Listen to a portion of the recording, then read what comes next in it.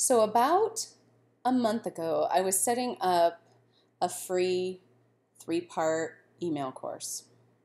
And by that I mean somebody would sign up and then they would get a course delivered to them in 3 parts over 5 days via email.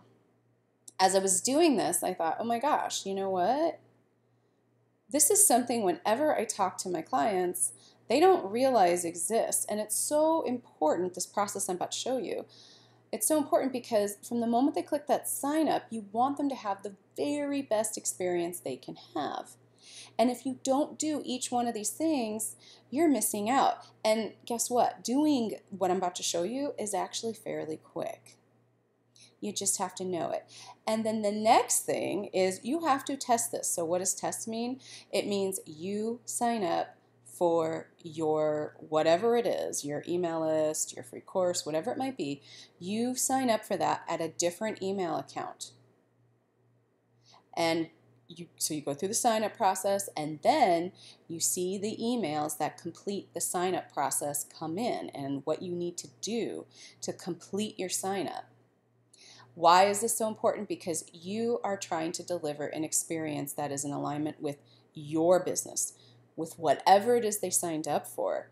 And if they are getting messaging that isn't in alignment with that, then they're going to be thrown off a little bit. They may not know what to expect. You're not giving them the best experience, which is part of, excelling in your business. So I want to show you how to do this. And then I realized when I was testing my 3-part course, I had a major problem. And there's a lot of people that probably would not have seen my course if I didn't do this one thing. I really almost screwed up, and I really want to show that to you. So here we go. Within MailChimp or any other email provider, you most likely have to create a thing called a list. In MailChimp, it's definitely called that. Other ones probably call it that. So a list holds a bunch of email addresses. So maybe these are email addresses that get your monthly email or bi-weekly email, or maybe they get something special like a 3-part course. So in my case, I already have a list, but I want to show you what happens if you don't have a list. So say you're just starting out, you would click on lists, and then from there at the top of the screen, there's a lot of other things on the screen. I just want you to focus on one thing though. You would find your Create List button and create your list. You would name it, and in my case, my list already exists. So I'm going to go back a screen. If I click lists, then I'm going to see a whole list of my lists, and I can click on any one of them that I'm interested in. In this case, this is a 3-part course. Once I do that, I'm going to get into this screen. Now, if you are starting out without a list and you click that Create List button, once you do that, you will probably end up in the screen as well. This is where you manage everything about your list. And I'm not going to go through all these options. I'm just going to focus on one part of the list, the sign-up forms. Sign-up forms, to me, is really deceptive because there's so much more going on in here than just like the sign-up. I think when people hear sign-up, they think, oh yeah, it's where I put my email in and my name or whatever you're asking for.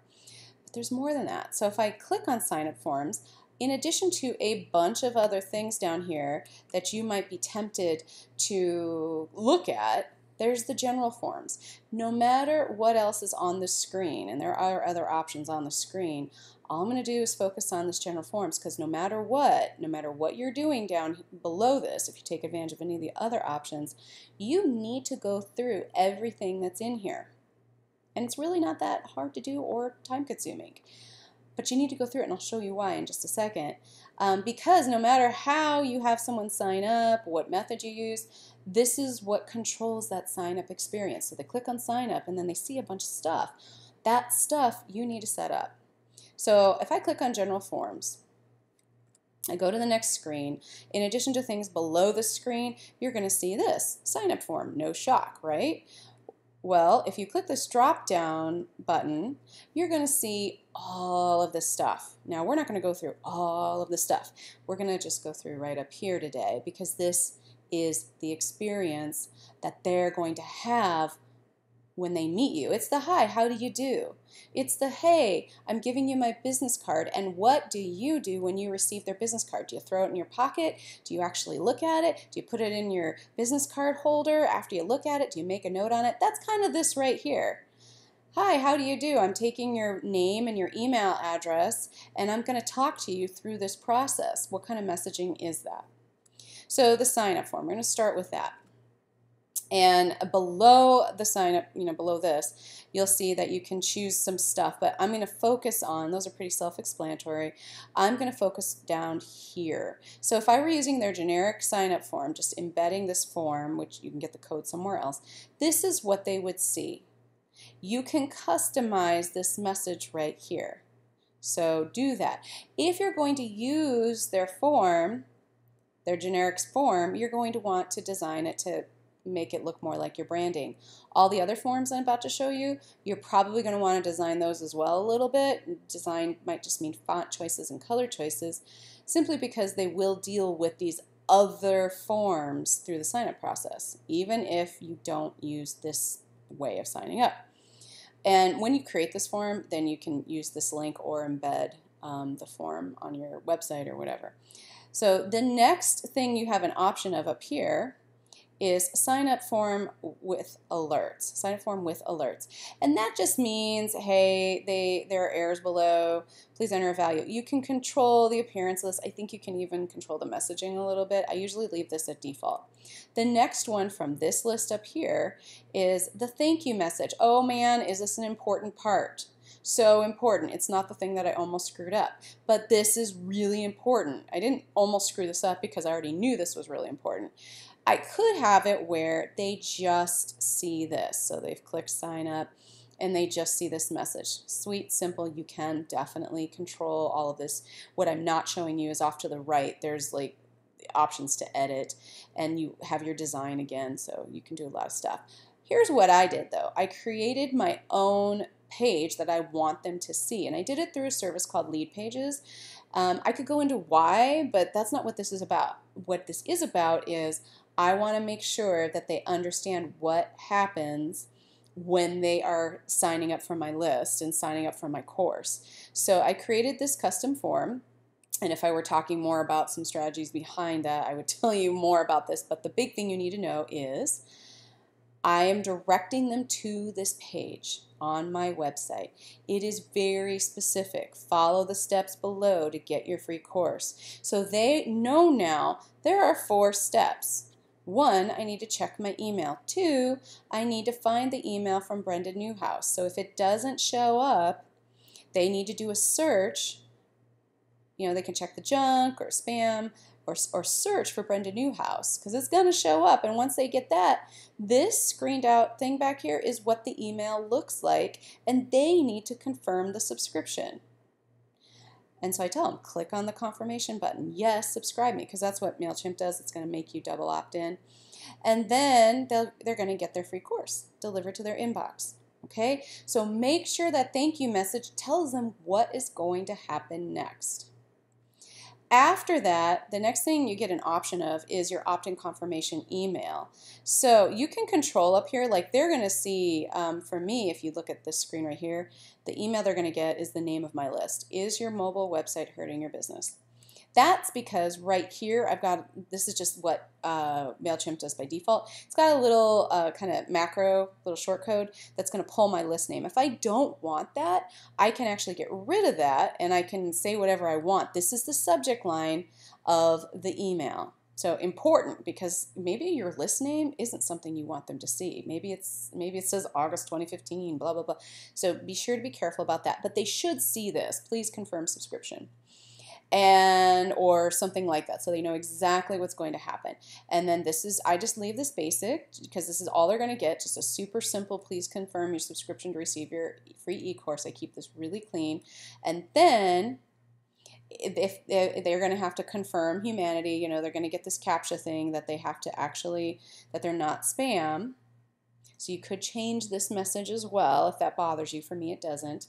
And then you get this confirmation thank you page, and so they're going to get this right here. Now, This is what I almost screwed up, and I'll tell you why. You've got to test this. You've got to sign up through a different email account and go through this whole process and have other people, at least one other person. Don't tell them what they're going to do. You listen to what they think is happening and watch their reactions.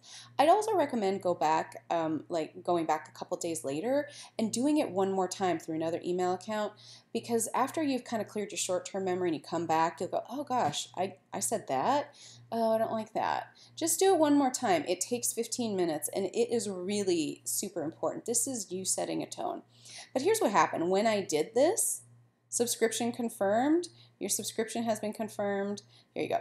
Your subscription has been confirmed. Part 1 of your course will be arriving to your inbox shortly. Okay, initially I pretty much just said that until I tested it myself and I never got the email. Why? Because it made it into my promotions tab and I had no idea that it was going to go in there if the provider is Gmail. So I spent like 20 minutes just banging my head against the wall trying to figure out where the heck it went. I was checking my spam, everything, and I couldn't find it. So that's the thing that I almost screwed up. Some people are going to check spam, but I did, and then I didn't see it. And I do this sort of stuff all the time. And finally, I did a search for my name, and I found it. And that's when I learned, oh, it's right here. Most people that are signing up for your stuff, even if they know you, are going to think, oh, something's not right. I'll tell them when I see them. But if they don't know you, you just lost them. They're never going to see your stuff. And you worked really hard to get them this far. So this is the thing. Don't miss out on this. In that confirmation email, tell them it takes under 10 minutes. If you don't see it, do a search for whatever it is. In my case, Brenda Newhouse, because they probably don't have many emails from Brenda Newhouse, so it would come up then. And to check the junk or promotions tab, just to get them to go, hey, maybe it won't be where I think it'll be, but I know what to search for. I have 2 places to look. Cool, because if they want the course, they will read this. And then I explain my emails through Gmail, and it sent the first part of my course to my promotions tab.